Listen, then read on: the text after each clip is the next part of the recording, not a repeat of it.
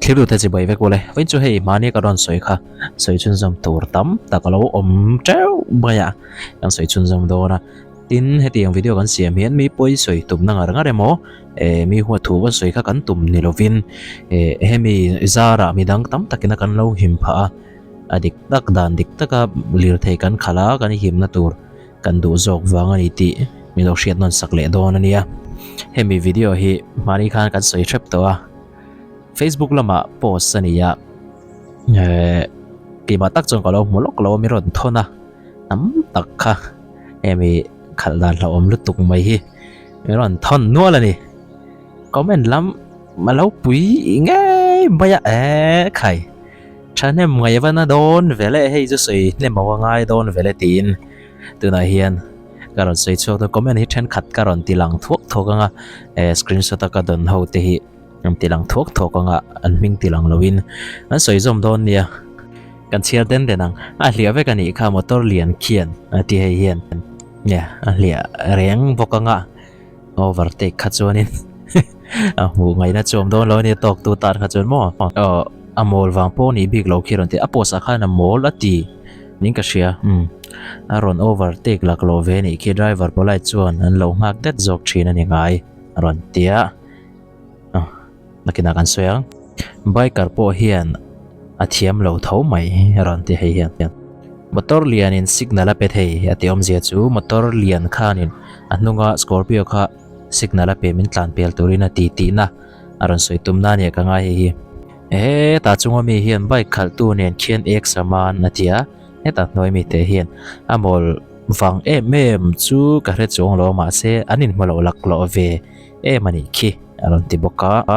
chon heta jaw mai truck lian in pel truck lian tlan pel chu thilpa ngai ve mai alom kong koi po ni lo khi driver thiam lo na khi ka mulo kong ngi la truck le pel chu po ho na pet hap thak bok na chu chiar har det heta noi mi hian kong koi hi blind curve ani lo boka 50-50 in ani mel riau mai ran ti boka ka overtake lak lo ve ni hi two wheeler po hi tu a in a hoi zaw lo shim ran tia bike ki a hoi zaw lo ani khi truck ron lan ma khian motor khian ron overtake don ti alang tlat tle min tlan mong de se chuan a lo om lo shim tia khati zong kha ka don ania trong trai kan ngai na se le mai di garil ro ran lang ma saber ani atiang ho nen kha lir thei kan han khalawa aram khata kan an cheng ho lir thei kan an ti ho wel chu ni sia tun thlenga dam taka kan la om zel te hi alo mom khop mai trong trai kan ngai na sa le ni ti garil ro lo lang ani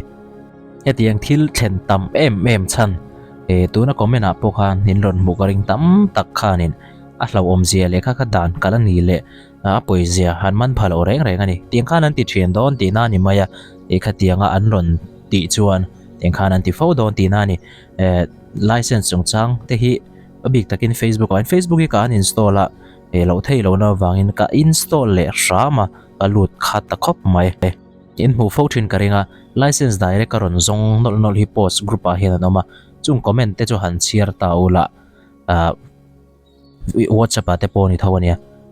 lo hria asiam thei direct asiam thei hi hria an om treu mai ni min ho tu deuh pakhat thi oma chu kamel hriat tha deuh mai hi ani thina Facebook a wala hian license direct poisa engeza vel nge chu bisenga asiam thei thu asoya learner ni si lo mo ka watian ni lowe atia dan kalania he hit ni lo me be accident thlen tam pha em athiam mi lo le hetiang in khaltir thin te hetiang in ti zel ani chuanin case FIR ka thelu du mai don ania shia dreng si chuan katia test man lo te no ma chu tiang kha tiang chu nia an ti saka ni mai lo mengei lo buai miron ti ta ngek mai ni min block zuya tu thleng hian ka chan chin engemon soe piang chuanin min rel na saber tu aron tang ta zia boka tiang vel ha kan nia direct in ti top mayang license hi an siam na sa ti hriatani chu alang renga in mu ve fo in karinga chu chuan hetiang dan ngai poimo lo na hi a thlen hnem khop mai tam tak chuan thingtlang ate kan khala license siam mahara a buai thak ke ni tan chuan tin kan khal thiam ve kalom kan thiam lutuk an tia chu chuan enge hrin ta kan ti chuan motor tlo lir thei khal lir thei first gear da a clutch thla a accelerator ra a brake thla ria tlan tur kong chowa tlan tur chu tiang chuan ti tur kong ko chu tiang chuan tlan tur tia an shil hi motor khal thiam an ni lo motor khala poi mo lai ber chu rules of road regulation le road sign te thiama phim khur taka lir thei khal hi lir thei khal thiam an ni tlo lir thei ringo thil lir thei khal thiam an ni lo hei chu thil ol lu tukani mi zong zong ti thei ni thil hara ni lo khop mai polai taka engtinge midang ne na him zo ka kanin to theyang I think him taka kanin tlan pel theyang ti hi danin lo ziak lok veka chu mi zir ei lawa lir thei tlo kal thiam hi thiam kan ti ngai lo nga thiam an ni ngai bok lawang hei hian thi na thlen hnem lutuk apoi lutuk chu kasoi nema kasoi non le du ni rules of road regulation paruk na ina soi chu in tlan pel dan chung chang in tlan pel phal lo na hun te asoi ni chu ngai na asu nga asoi te chu azia kan da chok kher lawang ka sia teng ka ro soi chok to mai ang kan da chok pho to ni danga kong ko ya kan ma mi te tlan pel lo tur ani phot kan ma motor run tlan min tok zong run tlan te ti buai tur kan ni in kan ti buai man don chuan tlan pel lo tur tin kan ma motor tlan ten mi dang tlan pel ve me kan tumin kan tlan pel ve tur ani lo tlan pel kan tum ve tur lo double overtake tin ani chu ti chuanin kong alan chian thei lawin kong koya mo kong thil ponga nim te pon yang chu chu blind car phang chi te le nimina lo dan te engemo chu mina a hlia wang te emo pon chung ani chuan in tlan pel lo tur tin kan ma tlan ten min tlan pel tur min signal lowin in tlan pel phalani lo tiang chuan ain ziak chiang khop mai hemi chungchang hi ka soi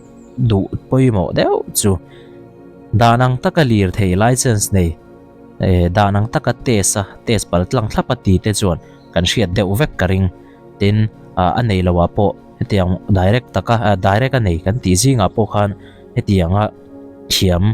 lo sheve hi chu tam taka nom tho karinga in chiar pe mi tan chuan thil hriat har ani lo boka ma se kha tuna comment karon da chu te mi nan soi dan thin kan da chu khan kha video tang khan kan hriat lo zia le a lo om zia le a poi zia le dan phal lo ani zia ngai tu me lovin tiang khanin kan han tong bor tamai ani a buai thla kamang an thla khang khanin an ti thin dan ani don hetianga in overtake dan diklo wangian mi thi kan tam lutuk to chiat na thleng hnem lutuk to in tipal an tam lutuk chu wang chon hi kanin zirtir warangai a video non chung hian vai khat kan soi leng hi tam tak chon biker si an tlan chak an tia ka tran na wanga ni lawa soi po kan soi sel hema tiang hian tuna hian a overtake kha en non le taila hi tam takina athiam lon ron ti pha na chan hi ani karing dewa khu en taila atlan pel na tur khu kong koi ania kong ngila ti jok tiang kong koi thlen ma khan khut lai thlenga lang vek ani tu man ron lang lowa khatianga chona him thokata kan ma mi te hian min ron pas ngai lem lowa tiang hunai chuan tuna mi ang kha chu in tlan pel dan phung pa ngai him to kani en taila hei ve thung hi chu hemi athiam lo na om lo ti hi chuanin lir thei khal lo nga mangu ka ti du ani hian ani lo lutuk ma kong koi ani kong carve ani tin an malama tok zong in lir thei an tlan thla an horeng chuti chunga hetianga anan le pel du tlat mai kha kong koi ya le ngal kong free taka zau tha taka chun ti se thu ran ani ani lo tuna bai ki 30 vel in atlana 30 vel bor achak mi lawani luwangin hetiang hi chu ching lo ngam teng hetiang ti thini chuanin lir thei khal lo ngam tengu ti hi ka sei du direct in dan lo angin kan lo rin om lowa mirin om lo ber ei ruk mang angin direct in lir thei license te kan lo la chuaka kan lo lei ani po in the rules of road regulation in ti tura min ti hi chu itingam mai ngui zom ngam mai tengu chiar ve pe te talangu ti hi ka soidu chuan lama license test te boi thlak mai te kan lo ti ni pon zirang u thina tamzo kan pumpel nan tin tunlai a hian an chuak thar nem ta khop mai dan nimi lawa lir thei khal thiamin ti em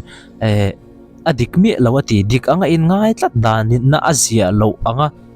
ron ti tlata thiamin ti tlat thi an tam khop mai heng po hianin zirna chang i hretengu dan rang te hi atam lo ania rules of road regulation big page chu accident ila in suila in tipalila in tinaila a thiam le thiam lo en nan chon dan bok kan mang le thin in soifel nan chon dan bok kan mang le thin kong koi kwal dan chung changa te signal pek dan chung changa te po chu ti vek chu ni thiamin ti viau mai la ke mani tan chana dikin ti viau mai la atopa chuan dan mang bokin kan en le nge thin the rules of road regulation mangin kan te le nge thin chu wang chuanin hei hi chu kan zirangai kan en angai ma ni du dana polite manner ani lom tiang chi te kong koya tlan pela ma mi te hon tuara kan ti buai don ani ti shereng chung po kan ma mi ron tok zong atlan te kan ti buai don ani ti shereng chung po dai han tlan lui chal tumang te kamiron su lui po ni se kan thiam don chuang lo ron tlan tlang lui po ni se ding lo po ni se thiam lo na pakhat man nei lo chu wang jon ti lui lo ngam thin te ngo hei hianin ka soinon le du thi na thlen nem lu tuk nat na thlen nem lu tuk to hara hun to hei hi chu hei kher chu in ti fing deuh si hian soi huai thei deuh si hian enga tinge kan hriat thei mi lo kan soi huai ve ngam tur hi chu hre chiang ngam ve tengu ti ka soi du chu wangin hei hi video karon siam nan le ni hatiang thil du om lo kara dik lo takama ni ngai dan ang chi a dan te lo kalpui ve tum tlat thi thil fu lo berani in zirnan imang sham teng u